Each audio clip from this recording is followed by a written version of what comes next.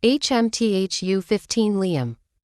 I am pacing up and about the hospital corridors. We have been here for the past hour and doctors have been going in and out of the room where my wife is confined, and yet no one is telling me anything. I am almost losing my mind because this is not how I imagined the evening to go. When Melissa told me about what Pius and Sam had done, I thought if I told Felicitas then that way she would completely forget about him, but what I didn't realize was that it would affect her this much. A lone tear falls and I wipe it out angrily. I am going through so much pain I am not sure if I will be able to survive if.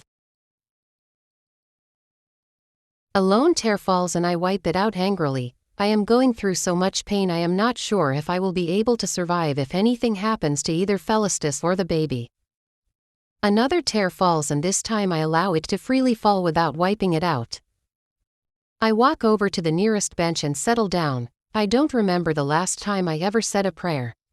I don't even remember how to, but now more than ever I really want to intervene because I can't imagine what will happen to our home if something happens to her.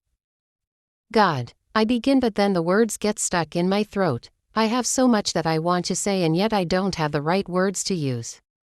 I have been so selfish by not explaining to Felicitas the reason why I wasn't ready to have children.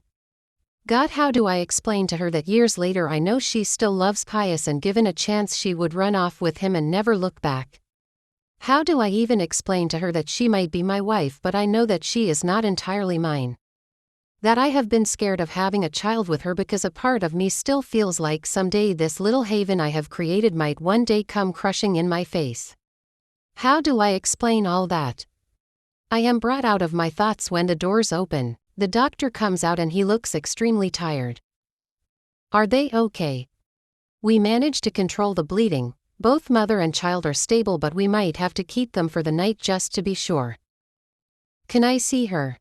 Unfortunately, your wife wants to be alone. I look at him like he has grown an extra head. How dare he tell me that my wife wants to be alone? I have been here worrying that they both come out alive only for him to tell me this. I want to see my wife. I say more strongly this time. Doctor's orders, let your wife rest. You can see her tomorrow, he says with a sympathetic look. He walks away, leaving me in shock. Could it be that Felicitas now hates me for destroying the image of her perfect man? I have so many thoughts running through my mind right now, and the only person that can give me the answers doesn't want to see me. I leave the hospital building, but instead of going home I just sit in the car park.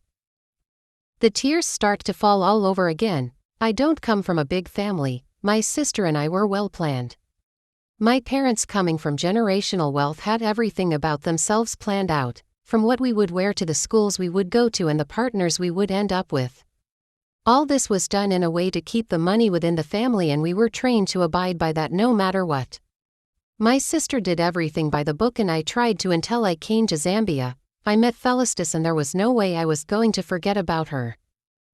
My family was against my relationship with her and didn't want anything to do with her. Of course I thought of the repercussions of my actions, and at the end of the day I decided it was my own legacy I was building and I wouldn't allow the rules made by my family to determine how things would fall into place in my life.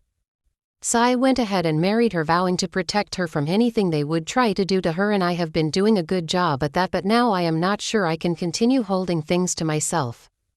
So I dial my sister's number via WhatsApp, knowing that it's afternoon that side. I am tired, I say, tears falling vigorously. I am coming, she says before cutting the line, and I know she means it. Felicitas is a good woman, but I am not just sure if she will ever be entirely mine, and it has taken me so long to finally accept it, but maybe it is time to move on. Quench's girl Winnie Hibiscus.